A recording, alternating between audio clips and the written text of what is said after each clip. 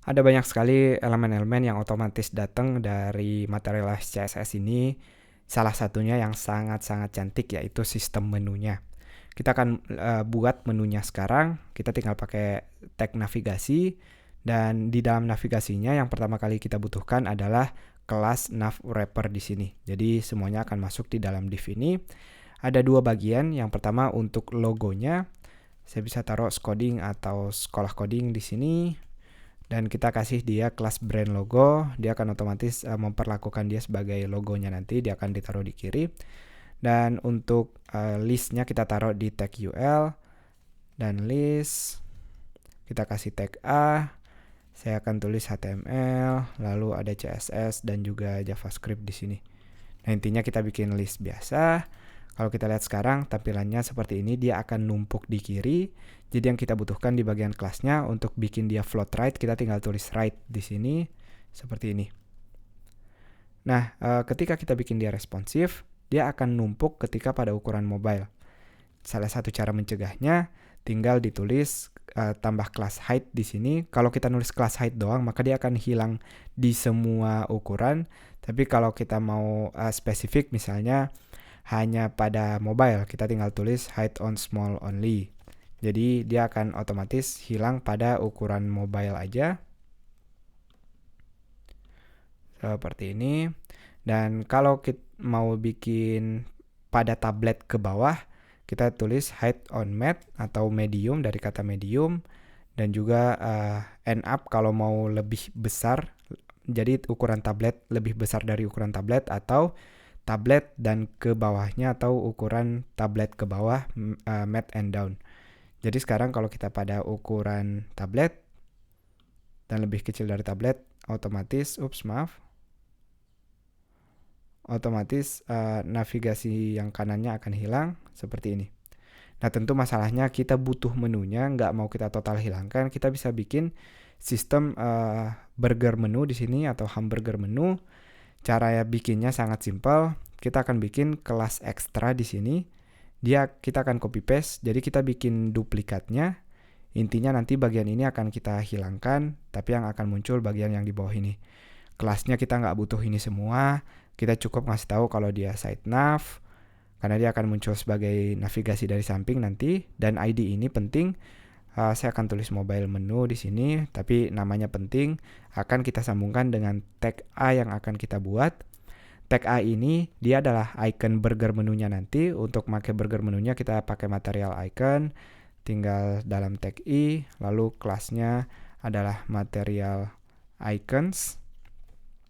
Dan kita tinggal tulis menu di sini. Dia otomatis akan menggantinya menjadi icon. Dan untuk hrefnya, ini dia atribut yang penting adalah data activities. Data activities ini harus sama dengan nama ID yang kita taruh di menu yang mau dimunculkan. Dan untuk kelasnya, kita tinggal kasih tahu kalau dia button collapse. Kalau tidak ada kesalahan, ketika kita bikin dia menu, kita akan lihat muncul icon material iconnya. Dan kalau kita klik, dia nggak muncul.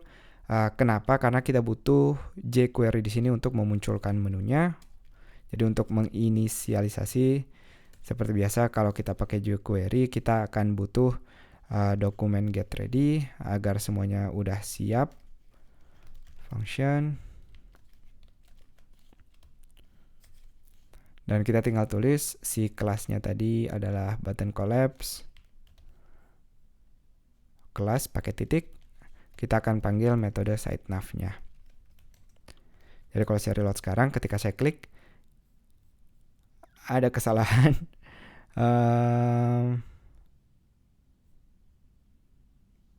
Button collapse siteNav. Coba saya buat dari di sini. Inspect element, apakah ada error? Sejauh ini tidak ada.